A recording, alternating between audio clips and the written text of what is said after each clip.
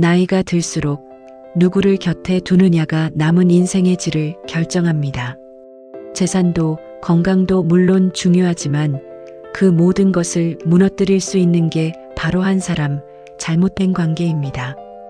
고대 그리스 철학자 에피쿠로스는 이런 말을 남겼습니다.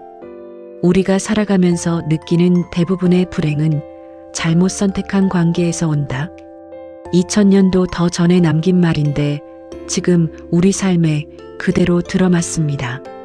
만나고 나면 괜히 기분이 가라앉는 사람, 통화를 끊고 나면 한숨이 나오는 사람, 그런 관계가 하나라도 떠오른다면 오늘 이 이야기가 도움이 되실 겁니다. 지금부터 나이 들수록 반드시 거리를 두어야 할 관계 5가지를 하나씩 짚어보겠습니다. 이 영상을 끝까지 보시면 내 곁에 누구를 두어야 할지, 그리고 누구에게서 한 발짝 물러서야 할지 기준이 생깁니다. 듣는 동안 내 주변 사람들을 한 명씩 떠올려 보시면 좋겠습니다. 첫 번째, 만날 때마다 나를 작아지게 만드는 사람입니다. 말투가 거칠거나 대놓고 무시하는 사람만 해당되는 게 아닙니다. 더 무서운 건 은근한 비교, 슬쩍 끼워 넣는 한마디입니다. 그래도 내 나이에 그 정도면 뭐. 이런 말 들어보신 적 있으시죠? 칭찬인 것 같으면서 묘하게 기분이 나빠지는 말. 모임에서 돌아오는 길에 괜히 위축된 기분이 드는데 정확히 뭐가 기분 나빴는지 짚기도 어려운 경우. 이런 관계가 가장 위험합니다. 미국 UCLA 연구팀이 흥미로운 실험 결과를 발표한 적이 있습니다. 사회적으로 거부당하거나 무시당했을 때 뇌에서 활성화되는 영역이 신체적 통증을 느낄 때와 동일하다는 겁니다. 쉽게 말해 누군가에게 은근히 무시를 당하면 우리 뇌는 실제로 아픈 겁니다. 젊을 때는 이걸 버텨낼 에너지가 있습니다. 그런데 나이가 들면 이 데미지가 고스란히 쌓입니다. 만나고 나면 에너지가 빠지는 사람이 떠오르신다면 그 관계의 빈도를 한번 줄여보시는 것도 방법입니다. 두 번째, 늘 자기 이야기만 하는 사람입니다. 이런 분 주변에 한 명쯤 계실 겁니다. 전화하면 1시간 내내 자기 이야기만 합니다. 자녀 자랑, 건강 걱정, 며느리 불만. 내 이야기를 꺼내려 하면 아 그래?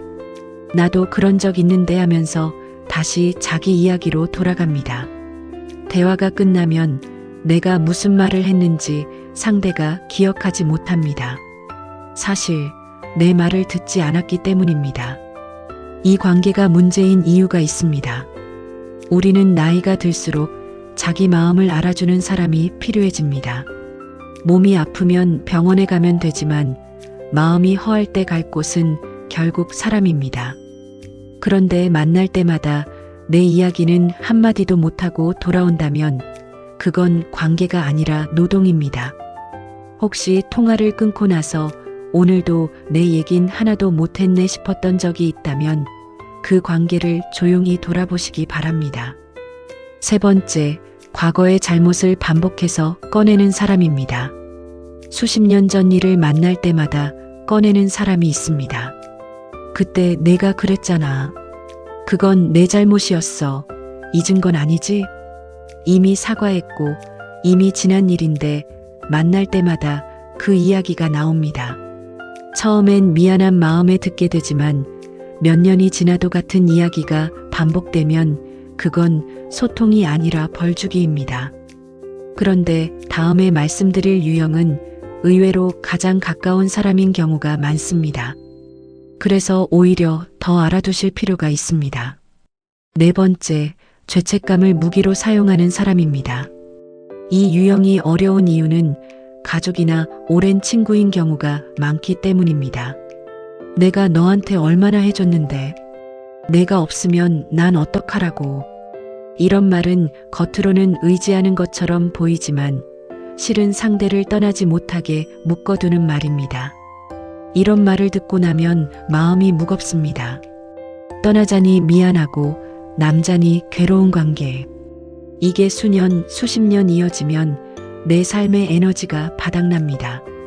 심리학에서는 이걸 정서적 인질이라고 부릅니다. 상대의 감정을 내가 책임져야 한다는 의무감에 갇히는 것입니다.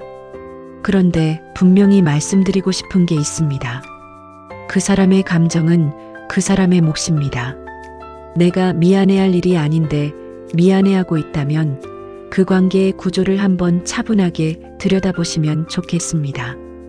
이 부분에서 뜨끔하신 분이 계실 수 있습니다. 괜찮습니다. 알아차리는 것 자체가 이미 변화의 시작입니다. 마지막에 말씀드릴 내용이 사실 오늘 이야기에서 가장 중요한 부분입니다. 5번째, 변화를 막는 사람입니다. 이건 많은 분이 미처 생각하지 못하는 유형입니다. 나이 들어서 뭔가를 새로 시작하려 할 때 이 나이에 무슨 됐어, 가만히 있어 하는 사람. 운동을 시작하면 무릎 나간다. 공부를 시작하면 누가 알아주나. 여행을 가겠다 하면 돈 아깝다. 이 사람은 나쁜 의도가 아닐 수 있습니다. 진심으로 걱정하는 마음에서 나온 말일 수도 있습니다. 그런데 결과적으로 이 사람 곁에 있으면 아무것도 하지 않는 사람이 됩니다. 하버드 대학이 무려 85년간 진행한 성인 발달 연구가 있습니다. 이 연구의 핵심 결론이 뭐냐면 행복한 노년의 가장 강력한 예측 인자는 돈도, 명예도, 건강도 아닌 좋은 관계라는 것입니다. 여기서 말하는 좋은 관계란 서로의 성장을 응원하는 관계입니다. 내가 무언가를 하겠다고 했을 때 해봐, 응원할게 한마디 해줄 수 있는 사람.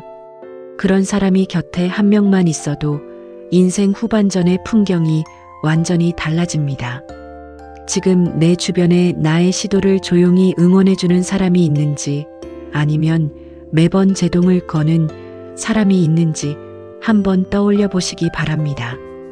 정리하겠습니다.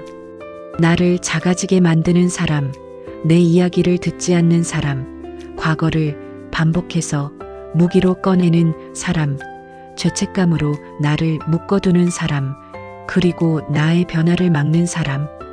결국 이 5가지는 하나로 모입니다. 나와 함께 있으면 내가 점점 작아지는 사람입니다. 독일의 철학자 쇼펜하우어는 이런 말을 남겼습니다.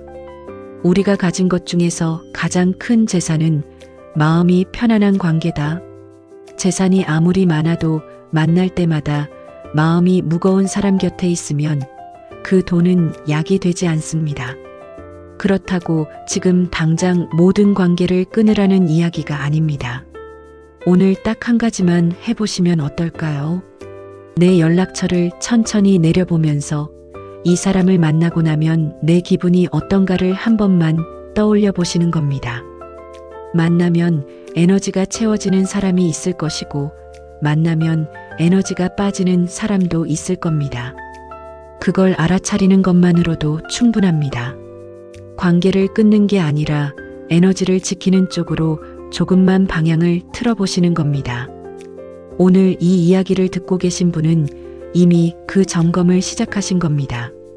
살면서 가장 오래 곁에 두었지만 이제는 거리를 두어야겠다고 느끼는 관계가 있으신가요?